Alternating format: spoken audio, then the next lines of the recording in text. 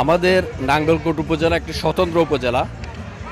এটা 1981 সাল থেকে আমাদের এই থানা হয়। থানা হওয়ার পরে যে উপজেলা হয়, এই উপজেলা হওয়ার পরে আমাদের স্বতন্ত্র আসন থাকে। আমাদের বাড়তি কোনো চাওয়া নেই। আমাদের চাওয়াটা হচ্ছে যে আমাদের পূর্বে জায়গায় আমরা যেন ফিরে যাই। অচিরে নাঙ্গলকোট উপজেলাবাসী যদি তাদের আসন পুনরুদ্ধার না হয়, দুর্বার আন্দোলন গড়ে তুলবে এবং দলমত নির্বিশেষে সবাই চায় যে আমাদের আগের আসনটা ফিরে আসুক।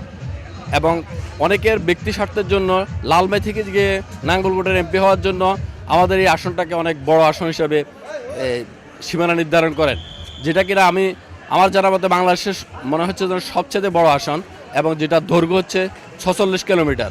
বাংলাদেশের ইতিহাসে এমন কোনো আসন আছে কিনা আমার জানা নেই। এরকম বৈষম্যমূলক আচরণের জন্য বিগত ফ্যাসিস্ট সরকার বিভিন্ন সময়ে মামলা মোকদ্দমা করেও এটার সুরাহা করা সম্ভব হয় নাই।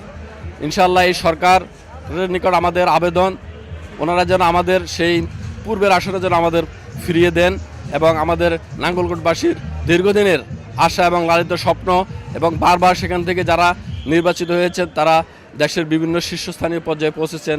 আমরা আশা করব আমাদের সেই আসনটা যেন আমরা ফিরে পাই এবং মাননীয় প্রধান উপদেষ্টার নিকট আমাদের এই আহ্বান রইল।